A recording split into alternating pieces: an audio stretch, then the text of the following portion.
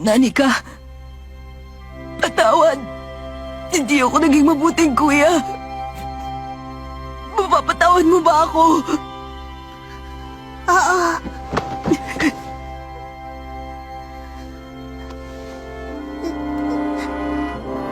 Killua, mahal kita. Huwag mo nang uulitin ang pagkakamaling yon. At bukod doon, kahit ka humingi ng tawad, hindi pa malinaw sa akin kung patay na nga ba talaga siya o buhay pa siya. Basta humingi ka ng tawad. May batas pag humingi ng tawad sa kaibigan. Alam mo ba kung ano yon? Ano pong batas yun? Dapat ipangako mo sa kanya na hindi mo na uli yun gagawin.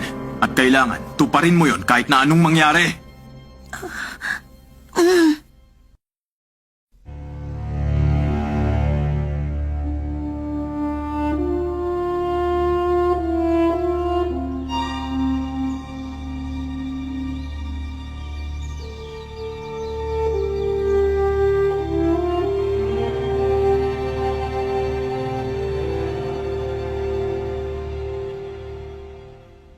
Katulad mo, pula rin ang buhok niya noong mga panahong yon.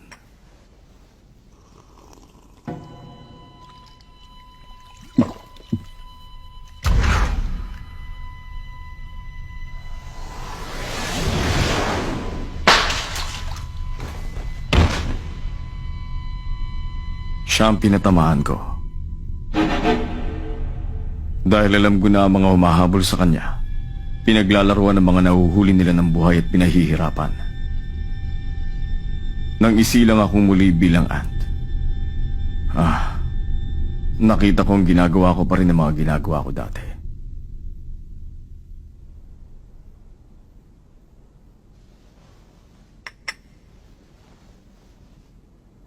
Bago ako'y sinilang ng ganito, ang trabaho ko pumatay ng tao. Pag inutos, kakalubitin ko ang gatilyo. Ginugol ko ang buhay ko, saka sisigaw sa mga tao.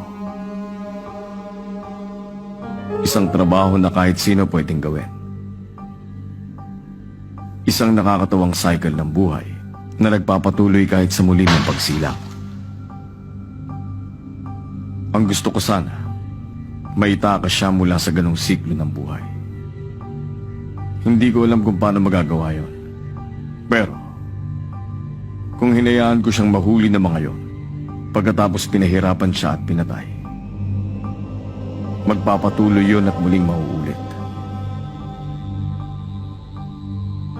Isang malamyang buhay sa gitna ng kawalan, ngunit tahimik at mapayapa ang pamumuhay. Hanggang sa nagbukas ang ganong buhay dahil sa walang kahulugang karahasan. Hindi lang ang gatilyo na may kasamang panalangin na sana matakasan niya. Kahit na ano ba naging asal ko noon, kumain pa rin ng reyna ng mga ant ng maraming nilalang. At nang isilang sila uli, iilan na lang ang nakaalala sa dati nilang buhay. Posible na karamihan sa mga kaluluwa na gawang makatakas at ligtas na ngayon sa isang payapang lugar. Pero may gusto pa akong gawin. Gusto kong maramdaman na nakatulong ako sa pagtakas nila. Kung nasa loob ka ng katawan niya, sa halip na ang dating bata, ibig sabihin nun, maaaring nagawa rin niya makatakas. Wala pa ako nakilalang Chimera Ant na nagsabi sa akin na ako ang pumatay sa kanila sa dati nilang buhay. Hanggang ngayon wala pa rin. Kaya siguro, nagawa nila makatakas. Bago nangyari ang lahat, hindi ako naniniwalang may kaluluwa. Ang paniwala ko, ang mga tao, pareho lang ang halaga sa langaw o garapata. Nabubuhay at namamatay, na ang sarili walang halaga. Isa lamang itong insektong nanguna dahil tinubuan ng utak at mas naging komplikado. Wala na pagkatapos ng kamatayan. Nabubulok na lang ang ating katawan, tapos nagiging abo at kumakalat sa paligid. Naniniwala ko na mga maliliit na pirasong yon walang layunin sa mundo. Pero ngayon, nandito na ako sa iyong harapan. Inuulit ang cycle ng buhay. Ibang-iba na sa dati ang itsura ko ngayon. Pero ginagawa ko pa rin ang mga kahangalang ginagawa ko noon. Napaisip tuloy ako. Siguro hangal ako. Pero hindi ko may kakailangan ang nalaman ko. O baliwalain ang mga hindi ko naiintindihan. Alam kong namatay ako. Namatay ako noon at pinagpira-piraso ang katawan ko. Pero hindi rin nagtapos ang lahat. Ang mga maliliit na pirasong inakala kong walang layunin sa mundo at wala ng halaga pa, nagtataglay pala ng kapangyarihang ni sa panaginip hindi ko inasahan. Sa paningin natin, mga mumunting bagay sila na kasing laki lang ng pollen, pero may sapat na enerhiya para maapektuhan ang kalusugan natin. 10 milyon o kahit 100 milyong taon pang lumipas. Higit na mas maliit doon ang DNA natin. Naglalaman ng impormasyon na bumubuo sa mga pagkakataon natin at nakapaloob lahat sa isang double helix. At ang ganong kapiranggot na bagay ang kinailangan upang may isakatuparan ang pagsilang ng isang napakalawak na lugar na kung tawagin San Sinukob. Hindi dahil maliit ang isang bagay, mas kaunti ng enerhiyang nagagawa nito. Hindi yun totoo sa lahat ng panahon. Maaaring maliit lamang ang isang kaluluwa, pero may sapat itong enerhiya upang magpatuloy sa buhay.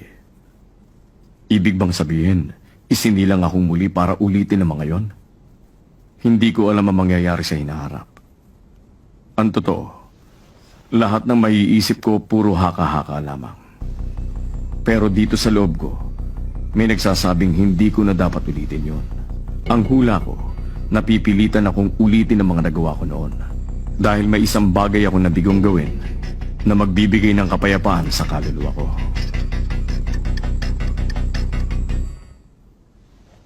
Mabagal ang katawan natin kung walang kaluluwa nag-uudyok para kumilos na tayo. Sa kaso ko, nagtutulak sa akin ang kaisipang hindi ko dapat hayaang manatiling ganito ang mga bagay. Alam kong hindi tama. Ganun pa man, uulit pa rin ako. Habang iniisip ko na kailangan ko na magbago. Dahil nagkamali ako ng piniling landas, hindi dapat yung bata ang pinatamaan ko. Ang dapat pala, yung mga halimaw na humahabol sa kanya. Hindi malaking bagay yon. Ibig sabihin lang nun, napakalaki kong ungas. Napakabigat ng kapalit ng paglilinis ng kaluluwa. Hindi kayang tumpasan ang anumang halaga. Kaya iniiwasan kong gawin. Pero nagdarasal pa rin ako na sana nakaligtas ang kaluluwa niya. Dahil nasa isip ko noon, makaiwas sa anumang sakit. Siya ang pinatamaan ko para iligtas ang sarili ko. At ngayon, nililigtas ko na naman ang sarili ko sa pagsasabi ng mga kasalanan ko sa harap ng taong nagmana ng kanyang itsura. Ano ba ako? Wala na akong pag-asa. Salamat sa pakikinig mo sa kwento ko. Sandali lang. Huwag kang umalis. Kailangan mo na akong samahan. Samahan habang buhay. Mananatili ka sa tabi ng pinatay mo. Yun lang ang paraan para magkaroon ng silbi ang buhay mo. Yun ang magiging tungkulin mo. At wala ka nang magagawa pa. Hindi ako papayag na may tumapos sa buhay mo at makapagsimula ka. Araw-araw mula ngayon, hihingi ka sa akin ng paumanhin. Magiging abala ka. Hindi ka na magkakaroon ng pagkakataong mag-isip at mag-alala kung ano man ang tama o mali. Hihingi ka ng paumanhin sa akin at gagawin ang tungkuling ipagagawa ko. Ilalaan mo ang buhay mo para sa akin. Pag nakalimot ka at hindi mo na panindigan ang bago mong tungkulin sa akin, ako ang tatapos sa buhay mo. Kaya ituon mo ang sarili mo sa buhay.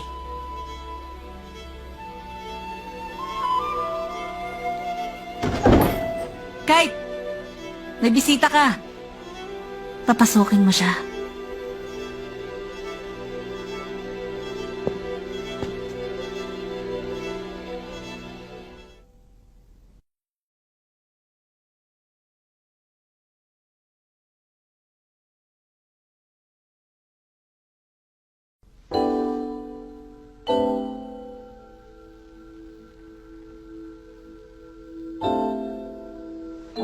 Kahit Ako nga. patawad. Halika. Umupo ka.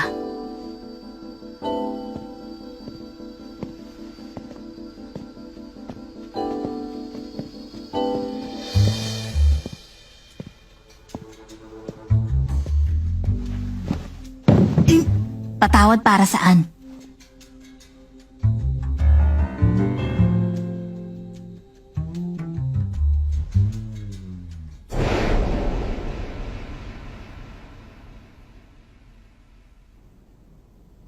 Hindi ko nagawang lumaban sa tabi mo. Nagkulang ako. Wala akong sapat na lakas. Pero, sa susunod po, protektahan na kita ng gusto.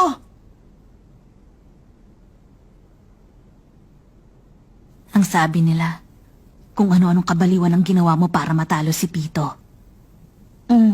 Muntik na ako mamatay. Pero isipin mo, natalo mong isang kalaban na hindi ko nagawang talunin noon. Pwede kong magamot ang pride ko at sabihin, hindi naman ako nagkamali ng pasya. Pero kung wala si Kilwa at iba pang mga kaibigan, hindi na kita makikita pa. Hindi ako nakarating dito dahil sa sarili kong sikap. Mukha yatang kailangan pa nating dalawang magsanay.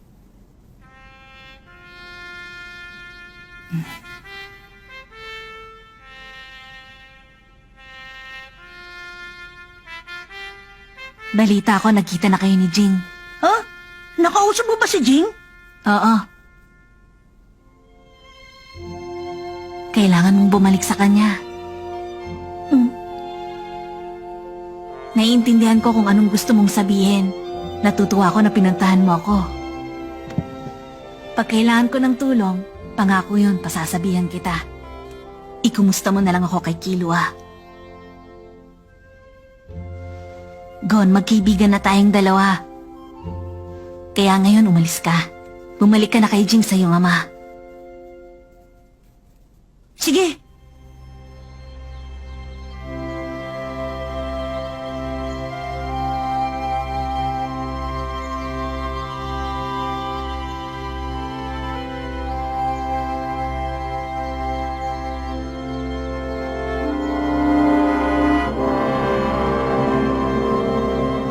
Patawad. Natawad para saan? Pinili ko ang madaling daan para matakasan ng maraming bagay. Kahit na gaano kasakit, kailangan ko mabuhay. Para pag namatay ako, masasabi kong ginawa ko ang lahat na makakaya.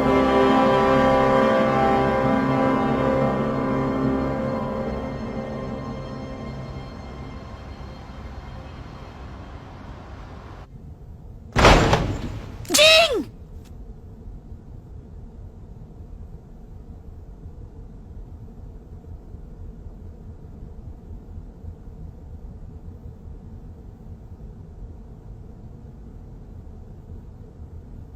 Sinubukan ko siyang pigilan. Kung sa bagay, hindi naman niya sinabi na dito niya ako hihintayin.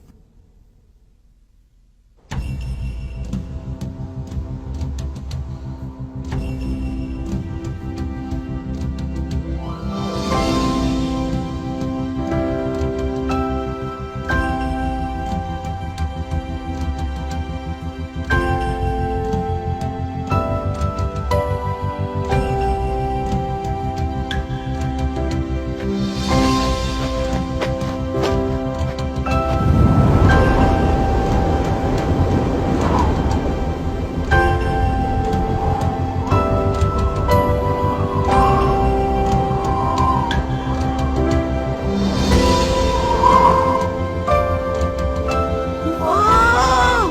Dambuhala ang laki! Yan na nga! Ang pinakamataas na puno sa mundo!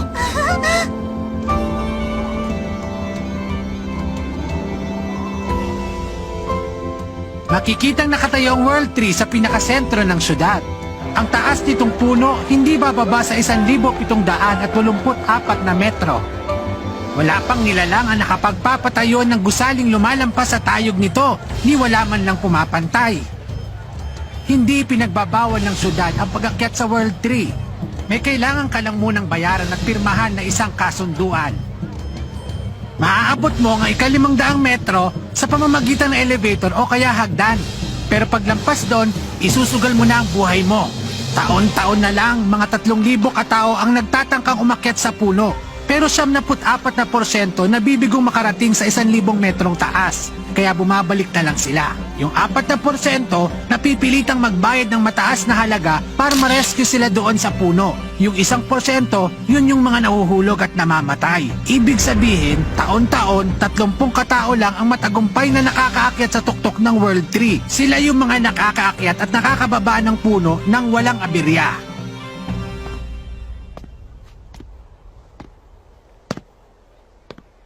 Paano? Hanggang dito na lang kami. Mag-iingat ka sa pag-akyat. Kilua, maraming salamat sa lahat. Oh! Ay, sandali. Sinabihan mo nga pala ako na natatalunin mong mag-isa si Pito. Tapos, sinabi mo pang wag ako makikialam, di ba? Alam mo ba? Nalungkot ako dun, ah! Sorry talaga sa mga nagawa ko. Kuya Kilua! Sige na nga. Total, nag-sorry ka na eh. Tsaka masasabi ko ring kasama ko ngayon si Alo ka dahil naging magkaibigan tayong dalawa. Siya nga pala nagpagaling sa'yo. Ang kapatid ko. Ha? Totoo ba yun? Eh bakit ngayon mo lang nasabi sa akin? Dapat sinabi mo na sa akin agad. Nakakainis ka talaga. Sorry naman. Ayaw ko kasing malaman ng mga tao ang tungkol dun sa nangyari. Alam mo na, medyo magulo ang pamilya namin, di ba? Sumama ka sa akin. Alo ka, palabasin mo nga si Nani ka.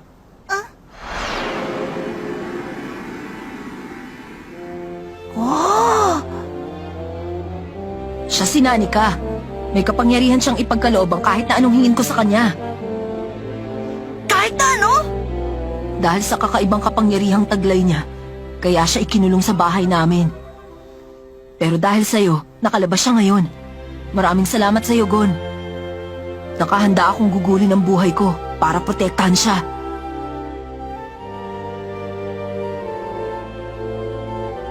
Kaya naman, tanggapin mo, Gon, ang pasasalamat namin.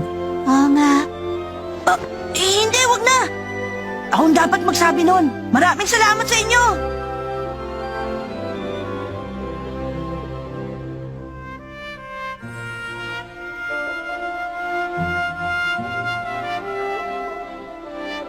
Hindi to maganda. Kung hindi tayo aalis dito, Oo nga.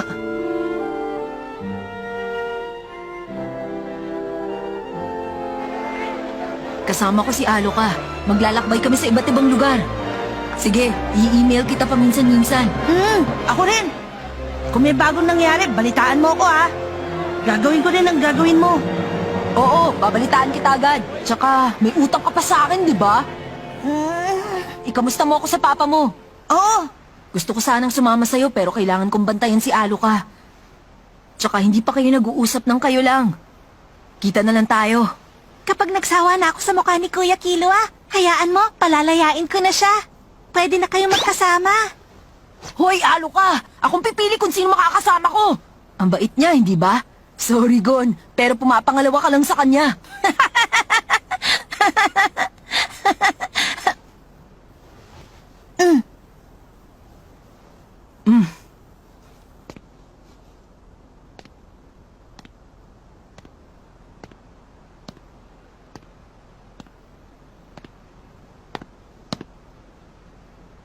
Sabi ni Kite, kahit nasan tayo, mananatili pa rin tayong dalawang matalik na magkaibigan. Tama!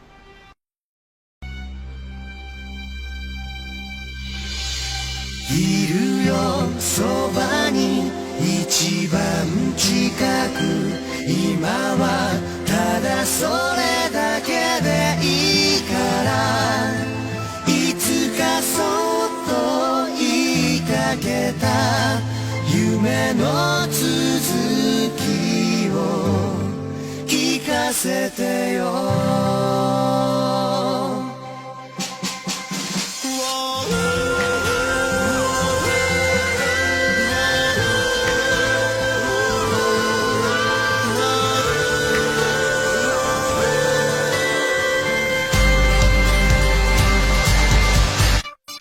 僕らにどんな世界が道なき道の先に待ってる越えない声はこのままどこにも届かずに消えてゆくの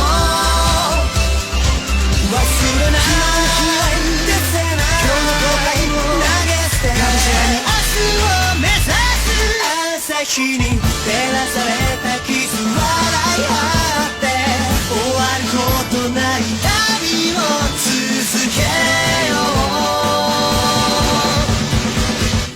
う向かい風としていながらそれでも進む理由があるだから友よ置いてくためだけに生きるのはまだ早いだろう身につけたもの